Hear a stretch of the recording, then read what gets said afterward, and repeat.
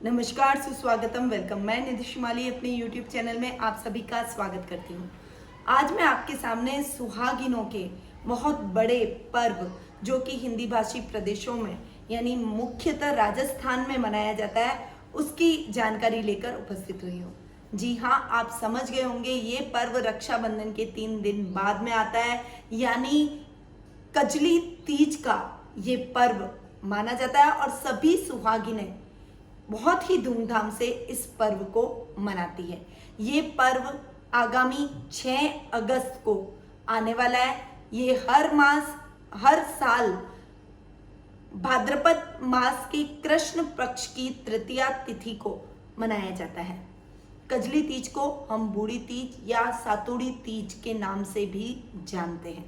कजली तीज मुख्यतः सुहागिनों का पर्व है। सुहाग की लंबी उम्र के लिए इस दिन सुहागिनें कामनाएं करती है अपने सुहाग की, और निर्जल व्रत रख के अपने सुहाग की लंबी उम्र की कामना के लिए पूरे दिन भूखे प्यासे रहकर इस व्रत का निर्वहन करती है और रात्रि में चंद्र दर्शन के बाद में इस व्रत का पारायण करती है। इस बार चंद्र दर्शन रात्रि 21:23 पर होने वाला है, यानी चंद्र दर्शन का ये समय रहेगा। इस समय चंद्र दर्शन के बाद में सभी सुहागिनें अपना व्रत का पारायण करेगी अपने पति का मुख देखकर। तो जिस प्रकार करवा चौथ का व्रत पंजाब में और पूरे भारतवर्ष में अब तो प्रचलित हो चुका है और बड़ी धूमधाम से मनाया जाता है, उसी प्रकार राजस्थान में कजली तीज का व्रत बहुत ही धूमधाम से मनाया जाता है।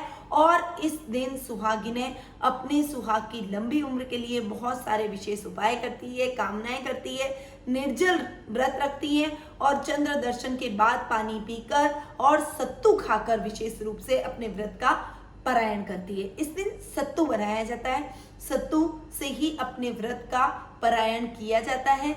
ये व्रत बहुत ही महत्व का व्रत रहता है। बहुत सारे हिंदी भाषी प्रदेशों में इस व्रत को बहुत ही धूमधाम से मनाया जाता है। अब हम आ जाते हैं कि तृतीया तिथि यानी कजली तीज का पर्व, ये तिथि कब से प्रारंभ हो रही है। तो तृतीया तिथि का प्रारंभ 5 अगस्त को रात्रि 10:50 से प्रारंभ हो रहा है, जो कि 6 अगस्त को रात्रि 12:14 तक तृतीया तिथि का समय रहेगा। यानी तृतीया तिथि 6 अगस्त को मनाई जाएगी। इस व्रत को 6 अगस्त को मनाया जाएगा। अब ये व्रत बहुत ही धूमधाम से मनाया जाता है, पर इस व्रत का कुछ विधान है, उसको मैं शॉर्टकट में बताती हूँ। वैसे सभी महिलाएं जानती है कि इस व्रत को कैसे किया जाता है, परंतु इन शॉर्ट आपको कुछ जानकारियां इस व्रत की दूंगी। ये व्रत पूरे दिन निर्जल रहकर किया जाता है, पूरे दिन उपवास करती हैं सुहागिनें, फिर सत्तू बनाती हैं जो कि मुख्यतः बेसन के बनाए जाते हैं। चने की दाल को पीस के उसको सेक के सत्तू का निर्माण किया जाता है और इस सत्तू को तीज माता को अर्पित किया जाता है। शाम को सभी सुहागिनें 16 श्रृंगार करके नीम की पूजा करती हैं। नीम के चारों तरफ एक तालाब बनाती है, मिट्टी का या गोबर का वो तालाब होता है, उसमें थोड़ा सा दूध थोड़ा सा जल मिलाकर इस तालाब का निर्माण किया जाता है। इस तालाब के किनारे नीमड़ी उगाई जाती है, नीम की डाल को रखा जाता है, नीम के वृक्ष को का निर्माण किया जाता है और इस कल्पित नीमड़ी का विधिवत पूजन सुहागिनें करती है। इस नीमड़ी के अंदर 7 चीजें, अपने कुछ ऋतुफल, कुछ मोती, काजल, कुमकुम, लाल कसुमल, इन सबको नीमड़ी के जल में देखा जाता है। पास में दीपक रखा जाता है और दीपक की रोशनी में उसके नीमड़ी के जल में उसके दर्शन किए जाते हैं और इस प्रकार बहुत ही विधि विधान से सभी सुहागिनें इस व्रत को करती है। सत्तू को इस नीमड़ी में देखा जाता है और पूजा के लिए जो सत्तू रखा जाता है उस सत्तू को किसी को भी नहीं दिया जाता। साथ में एक सत्तू घर की महिलाओं के लिए, यानी घर की आपकी जेठानी है, आपकी सास है या फिर आपकी ननंद है, उनके लिए भी सत्तू तैयार किए जाते हैं और उनको इस दिन सत्तू सप्रेम भेंट दिए जाते हैं। इस पूजा के बाद में उनको ये सत्तू दिए जाते हैं। सास के पैर छूकर सत्तू देकर उनको उनका आशीर्वाद लेने की प्रथा भी इस दिन रहती है। तो ये एक प्रोसेस है, एक विधि है जो कि कजली तीज को करने का प्रोसेस रहता है। अब हम थोड़े से विशेष उपायों के बारे में जान लेते हैं कि कजली तीज का दिन सुहागिनों के लिए बहुत ही विशेष महत्व का होता है। तो इस दिन सुहागिनों को और क्या उपाय करने चाहिए जिससे उनके सुहाग की लंबी उम्र हो, उनके बीच में दाम्पत्य जीवन सुखमय हो, उनके प्रेम में वृद्धि हो, उनके माधुर्य में वृद्धि हो।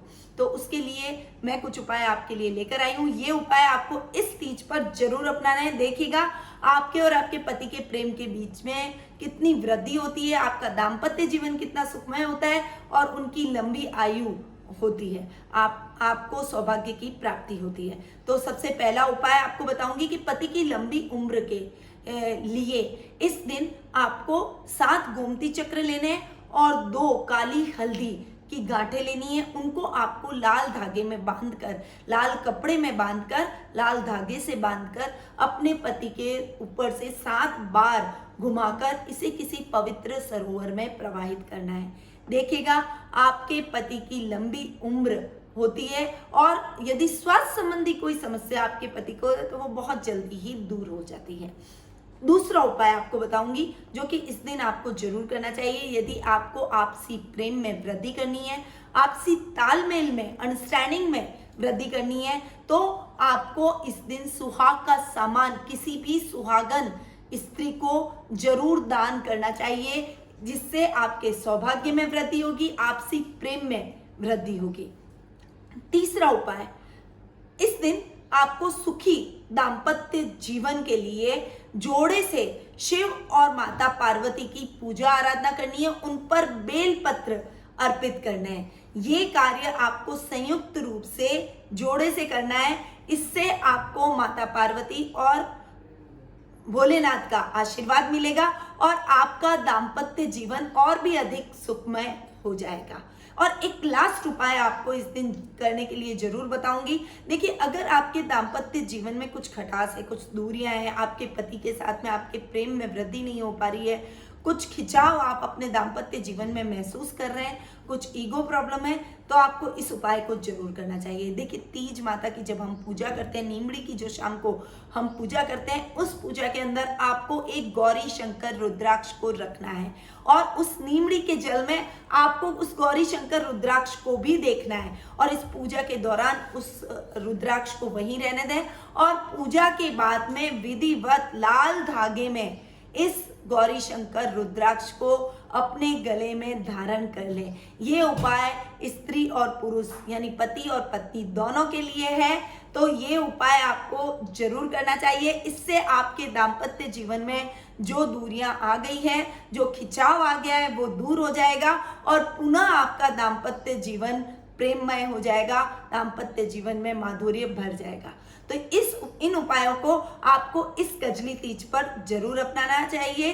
सौभाग्यवती स्त्रियों के लिए हार्दिक शुभकामनाएं कजली तीज की, और मेरी शुभकामनाएं हैं कि आपको अखंड सुहाग की प्राप्ति हो, भोलेनाथ और माता पार्वती की तरह आपका भी दाम्पत्य जीवन सुखमय रहे, एक आइडियल जोड़ी के रूप में आप हमेशा प्रेम के बंधन में बंधे रहें। इन्हीं शुभकामनाओं के साथ निधि श्रीमाली का नमस्कार।